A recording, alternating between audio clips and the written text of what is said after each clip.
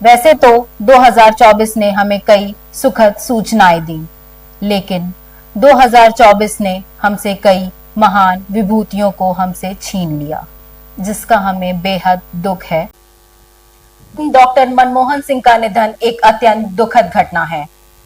2 बार भारत के प्रधानमंत्री रहे डॉक्टर मनमोहन सिंह एक प्रख्यात अर्थशास्त्री रहे, जिनका योगदान भारतीय अर्थव्यवस्था और राजनीति में अत्यंत महत्वपूर्ण रहा।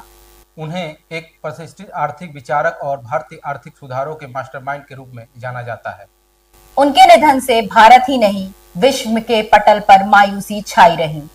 रतन टाटा, भारत के सबसे प्रतिष्ठित उद्योगपतियों में से एक नाम रतन टाटा 86 वर्ष की आयु में इस साल हमसे बिछड़ गए। टाटा समूह के मानद चेयरमैन और पद्म विभूषित श्री रतन टाटा का निधन भारतीय उद्योग जगत के लिए एक अपूर्णीय क्षति थी। सीताराम येचुरी, भारतीय राजनीति के दिग्गज नेता और भारतीय कम्युनिस्ट पार्टी के महासचिव सीताराम येचुरी का निधन भी इसी साल हो गया है। सीताराम येचुरी भारतीय वामपंथी राजनीति के सबसे महत्वपूर्ण चेहरों में से एक थे। लंबे समय तक भारतीय राजनीति में समाजवाद, समानता और सामाजिक न्याय के मुद्दों पर अपनी आवाज उठाते रहे। सीताराम येचुरी भारतीय वामपंथी राजनीति के सबसे महत्वपूर्ण चेहरों में से एक थे। लंबे समय तक भारतीय राजनीति में समाजवाद, समानता और सामाजिक न्याय के मुद्दों पर अपनी आवाज उठाते रहे। मुनव्वर राणा, उर्दू शायरी की दुनिया में बड़े नाम मुनव्वर राणा का निधन 14 जनवरी 2024 को हुआ। वह 71 वर्ष के थे और लंबे समय के स्वास्थ्य समस्याओं से जूझ रहे थे। मुनव्वर राणा का जन्म उत्तर प्रदेश के रायबरेली जिले में हुआ था और उन्होंने उर्दू शायरी को नई दिशा दी थी। उनकी शायरी की खूबसूरती और उनकी गहरी संवेदनाओं ने उन्हें पूरे देश में एक विशेष पहचान दिलाई। वे अपनी गजलों और कविताओं के लिए जाने जाते थे, जो सामाजिक मुद्दों और इंसानियत की ओर इशारा करती थी।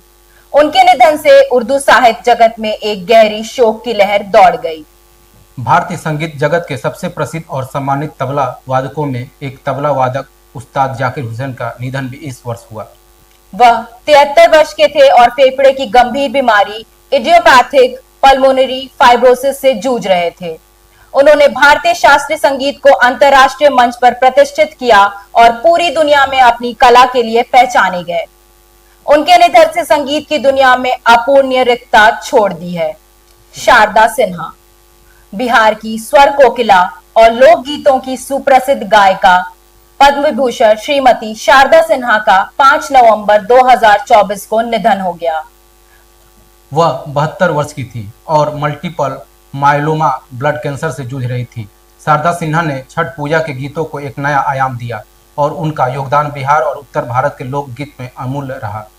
उनके द्वारा गाए गए गीतों की लोकप्रियता आज भी लोगों ने अपने दिलों में जीवंत कर रखा है।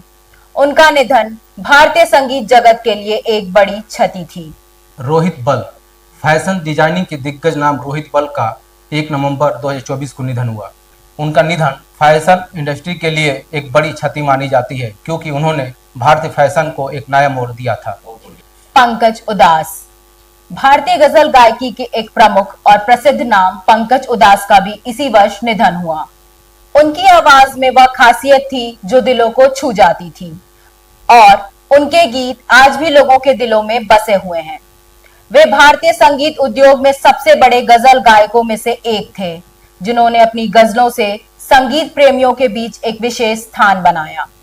श्याम बेनेगल, भारतीय सिनेमा के महान फिल्म निर्माता और निर्देशक थे।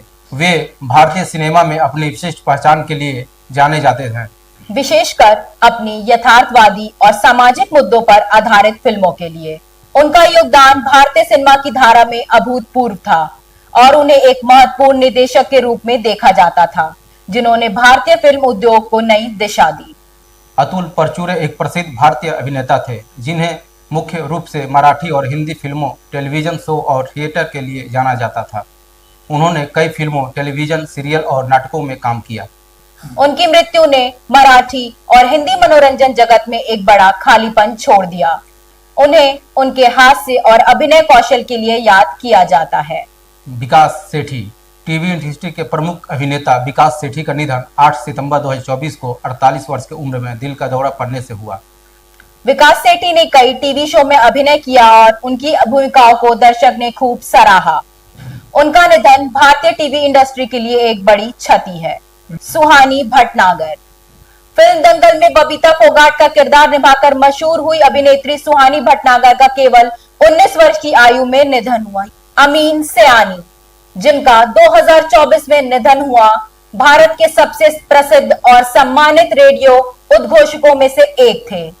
वे विशेष रूप से अपने लोकप्रिय रेडियो कार्यक्रम बिनाका गीत माला के लिए जाने जाते थे, जो भारतीय श्रोताओं के बीच एक सांस्कृतिक धरोहर बन चुका था। उनका योगदान भारतीय रेडियो और मनोरंजन उद्योग में बेहद महत्वपूर्ण था।